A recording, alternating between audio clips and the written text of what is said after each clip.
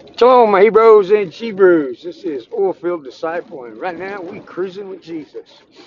We're going to this lease, and we're going to have a heater, what's called a heater treater, and it's just a great big water heater is what it is, but it heats up the oil in the water and helps it separate better. And I had a burner go out on this one, and so I'm changing it out, and I figured we would discuss a few things. Uh, as we cruise over here, and then when we get there, I'll probably video as I work. And I've kind of got a message to go along with what we're doing. So let me flip y'all around so you're not getting close up of my ugly mug. I want to talk about a couple things here real quick. What's going on in the world? Something that I've kind of been thinking about for the last couple of days. When I did Daily Bread today, I told y'all my heart's been kind of a little bit heavy because I'm looking at some things, and the way it's lining up, I don't like what's happening. I don't like what I'm seeing. And so, um, what is that? Here's my question. How do you take the most powerful nation in the world, bring her to her knees,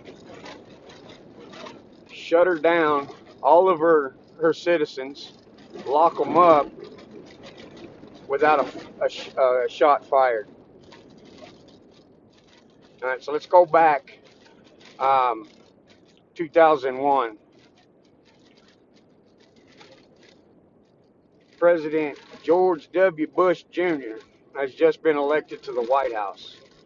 Now, if you remember back and go back and look back a little bit, there was a little bit of issue in the ballots and blah, blah, blah down in Florida, and, he's running against Al Gore, and he winds up kind of just slipping on through there and winning. However the case may be. I don't get into the specifics, but it put an asterisk by it. Whatever. Well, Al Gore goes on to be the green guy, what was that movie that Al Gore shot or made? It was kind of a documentary movie about how all the ice caps are going to be gone. He was the big advocate that got the damn um, oh hell, climate change going. It's been renamed so many times I ain't trying to keep up. Anyway, that's BS. Well, he becomes that big advocate for that. Well, look at George Bush. The whole country cheers him on because planes hit the World Trade Center, Pentagon. Another one was headed for the White House, and our patriots took it down miraculously. It's awesome. Great story. George W. Bush standing in the wreckage of the World Trade Centers. Somebody shouts something out, and he said, "I can't hear you, but soon the whole world will hear you." And what do? We go to war with Iraq, um, Afghanistan, and we've been there ever since. For what? Um, Oil? Nah, I don't buy that either. I did for a long time. It's more than oil. How's the whole world going to hear what George Bush said they were going to hear? What's that hearing? Well,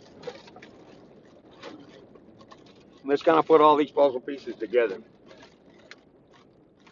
George W. Bush, some like him, some don't really care for him, but he wasn't one of those presidents you either loved him or hate him. Well, he does his 8 years. Barack Obama comes in 2008 out of nowhere. You either love him or hate him. And so the liberals loved him and the conservatives hated him. Imagine if Barack Obama would have tried to lock us up like we are right now. We'd have come out shooting quick, fast, in a hurry. So put him in the White House. He starts putting all these policies together that the conservative just despises, and it is destroying our country, no doubt. 2008, housing market crash. Banks too big to fail, he says. Barack Obama. Banks are too big to fail. Horse manure. Runs up a $6 trillion debt. Doubles the deficit his first term. All right. By then, I'm starting to really look at the financial market, and I'm really starting to study it and understand it, and understanding bubbles and all this stuff, to the point where I realize money to the Fed is absolutely nothing. It's not backed by nothing. It's backed by the military might of or the power and might of the military-industrial complex, pharmaceutical complex, and the big banksters. Those three are what rules the world. So how are those banks too big to fail? Well, if your buddy across the street has a mansion, you have a mansion, and all of a sudden he's broke, but you have the printing press, just printing more money, he'll be all right. We can't allow him to lose his home, right? All right, we take care of each other. That's why banks are too big to fail. The conservative knows if Hillary gets in, she's going to spend 8 years completely annihilating the rest of what Barack Obama was trying to do. Hell no, it can't be Hillary. Hell no, it can't be Hillary. Hillary's going to win the election, no doubt. Election night, Hillary's won it. Everybody's saying Hillary's going to win. I go to bed too early. I wake up the next morning, lo and behold, Trump comes out of nowhere and wins. Yay for the conservatives. The liberals cry and get their safe places and safety pins. Yeehaw. We have a conservative in the White House, a man who is believes in the American way. He's going to do for the people what needed to be done for a long time. Make America great again. The economy's better than it's ever been. Yay, yay, yay. The liberals hate him. The conservatives love him. How do you get the most powerful nation to drop to her knees without a shot fired? The conservatives, the one that'll rise up. Their man's in the White House. He must be doing something right for them. Okay, will he do this lockup? He's not trying to come and take us over. He's trying to protect us. Let's use the media propaganda to hype this COVID-19 up to scare the living hell out of every individual on the planet. Right? Mm.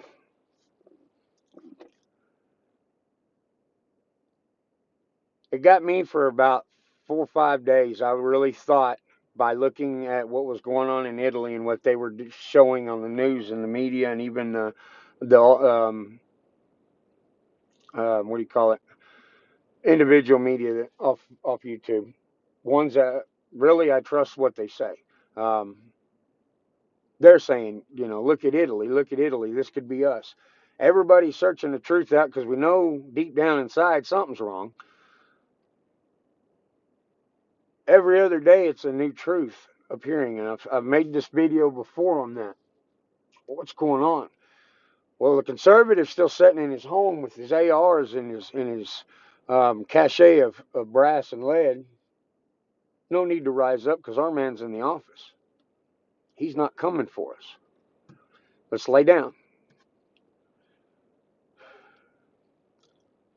Go back and look. I think it was in 1989. Oprah Winfrey interviewed Trump. Then he was, just a tycoon billionaire, had casinos and properties, and he's just a rich guy. Would you ever run for president? Oh, no, I wouldn't run for president, but maybe if I seen the country in bad enough shape, I would. Okay, country's in pretty bad shape. How come he didn't run in 2012? Because he thought about it. He announced that he might in 2000, I think it's 2011, into 2011, he announced that I might run for president. He backs out. 2016 rolls around, and here he comes. Well, what choice do we have? It's Hillary, who is wicked to the damn core. Hey, let's try this cat out. He seems to be for the man of the citizens of America. Love him or hate him, he's going to do policies that's going to be good on both sides, right? How do you keep the largest standing army in the world, being the citizen of the United States who is a conservative and believes in his guns, believes in the Second Amendment? How do you get them to lay down and die without a fight? We're watching it. We're watching it. A soft takeover. Now go back to 2015, the end of Barack Obama's um, campaign, his administration. Remember Jade Helm 15? They were going to put military operations and drills in the streets of America. The Patriots are the conservative, the American Patriots looking at that and hollering all over Facebook, Twitter, everywhere you can get your voice out. If they put troops in the streets, we're going to fight. You're not coming for us. That's a ploy that you're going to come for us. No, that was a propaganda deal that we fell for there too. Um, that was a intel operation to see what the mood and the attitude of the true American citizens really were. They gathered intel, continuing to gather intel. Facebook, YouTube, Twitter, all of those are the greatest intel operation on mankind. There's no platform that you cannot go that is not recorded to a database somewhere and goes into and configures and you get a number. Each individual is marked somehow, some way. We know that. It's no secret. Before you defeat a nation, when you're going to go to war with them, you gather as much intel as you can. Now, who's against us? The banksters, pharmaceuticals, and military industrial complex. Feel me? And the Fed, nah. You know, when I say Fed, the Fed, the one that prints the money, which is a sovereign private entity, not federal government. You know, it says Federal Reserve. It's neither federal or a reserve. It's a sweet printing press operation to print money, backed by nothing, to control. They'll probably be the fourth in line, but I think the Fed may fall here shortly. We'll see. Um, these are the puzzle pieces that I began putting together over the last couple of days. Because about a week ago, well, maybe 2 weeks ago, when I discovered that Dr. Fauci, the one that's the little troll that stands beside Trump at every one of these daily briefings, the COVID 19 task force or coronavirus 19 task force, whatever it's called, that little troll, Fauci, he's the director. He's on the director's board of the Bill and Melinda Gates Foundation. Trump, what are you doing? Are you keeping your friends close and your enemies closer? Which one's your friend? Which one's your enemy? What are you doing, Trump? I began getting on the fence with him at that point. That comes out. Now there's a little dissension. Fauci may be out, might be a new guy. I haven't heard yet how that's went. Kind of been in the Bible, studying some scripture. I need to get back out there and get that information. But y'all think about that. Think about how all this rolled.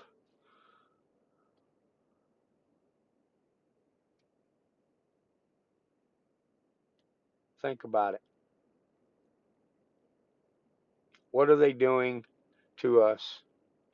What is fixing to happen to us?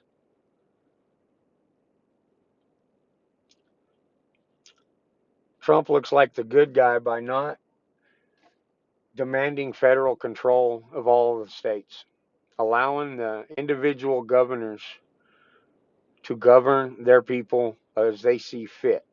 That's a good idea. That's the way the Constitution's set up. You know, the 10th Amendment says that and declares that. Um, the Fed's just to oversee, help where needed. That's the way it was designed and set up. Trump continues to look like the good guy to the ones that would rise up and take.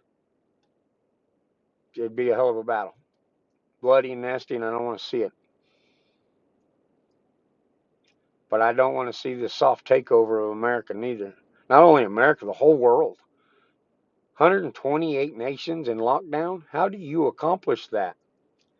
With a disease that is neither worse or less than any of the other diseases that's popped up over the last 20 years? Ebola, H1N1, Hantavirus, swine flu, Zika. They were all could have been global killers. How come this one's locking us all down? The whole entire world. What's different? A patient, very patient, soft takeover without shots fired and complete global control by the big pharma, pharmaceuticals, military industrial complex, and the big banksters. Bible says something about that, y'all. When I read Matthew 24 the other day, it was like a alarm went off in my head. I've read Matthew 24 since I first started reading the Bible. I could almost quote it verbatim. I know it so well.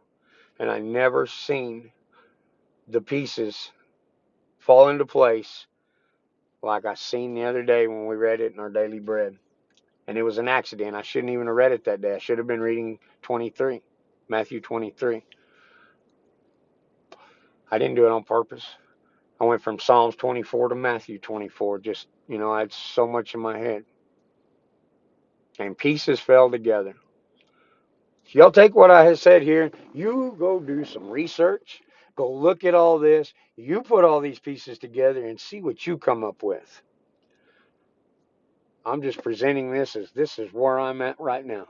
Y'all be blessed, be encouraged, and always be frustrated. This is the Oilfield Disciple, and I will catch you on the next ride.